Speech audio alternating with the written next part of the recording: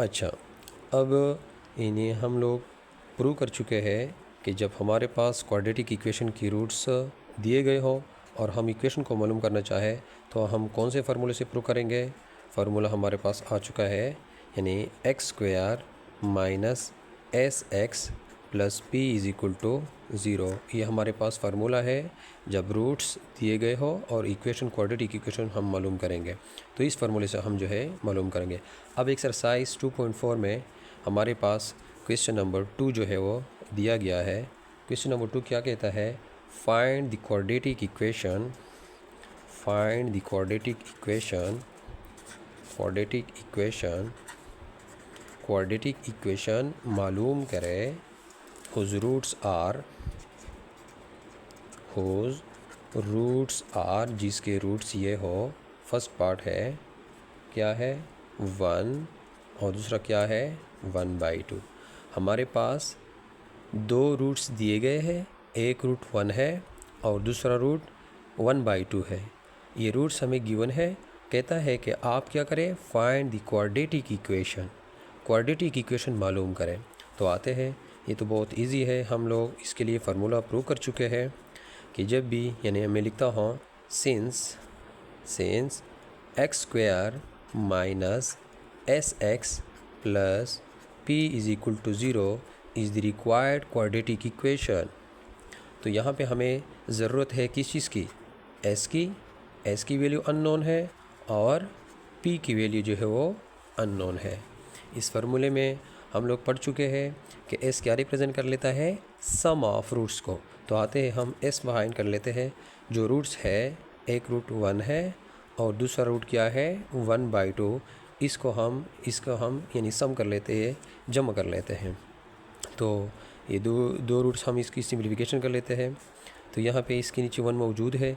जब भी फ्रैक्शन हो और बीच में हमारे पास प्लस हो या माइनस हो तो हम डिनोमिनेटर की क्या लेते हैं, एलसीएम लेते हैं। तो 1 और 2 की जो एलसीएम है वो हमारे पास क्या है 2।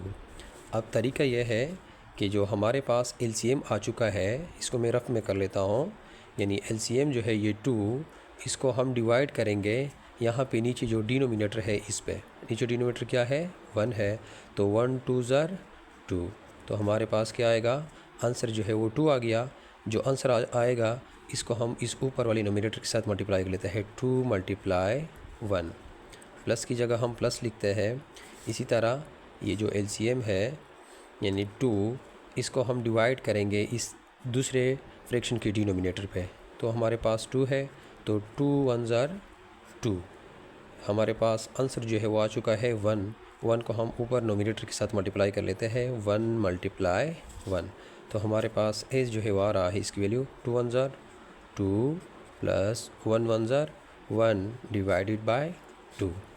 S is equal to 2 + 1 3/2।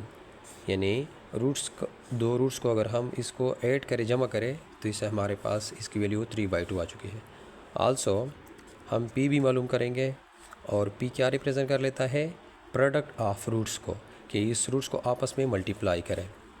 तो क्या है, एक रूट 1 है और इनटू 1/2। तो p इज़ इक्वल टू 1 को किसी भी नंबर के साथ मल्टीप्लाई करते वही नंबर आएगा, तो हमारे पास 1/2 जो है ये आ जाएगा। अब s की वैल्यू भी आ चुकी है और p की वैल्यू भी आ चुकी है। अगर इस ऊपर वाली इक्वेशन को मैं इक्वेशन 1 से रिप्रेजेंट करूँ तो ठीक होगा। अब putting the value of s and p in equation number 1, putting the value of s and p in equation number 1। Equation 1 में हम s और p की वैल्यू पुट कर लेते हैं। इक्वेशन 1 हमारे पास ये है x square minus s x plus p is equal to 0। ये हमारे पास इक्वेशन 1 है।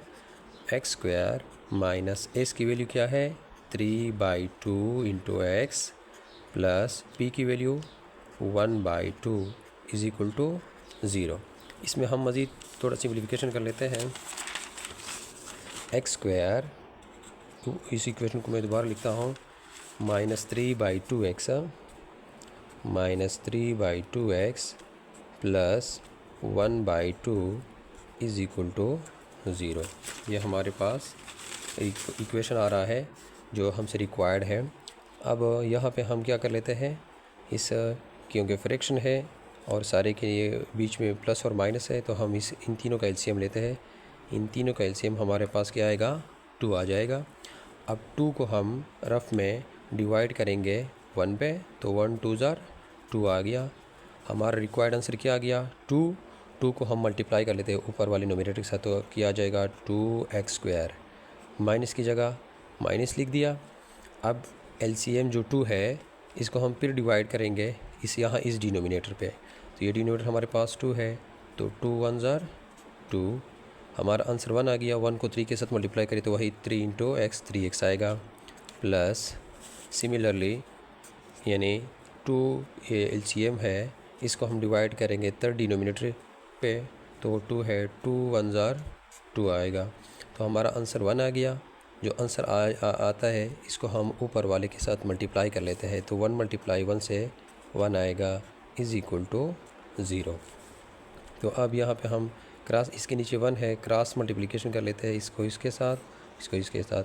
तो 1 के साथ जो भी नंबर मल्टीप्लाई हो जाएगा तो वही 2x² minus 3x plus 1 is equal to 2 0 ज़ार 0। ये हमारे पास this is required quadratic equation whose roots are given.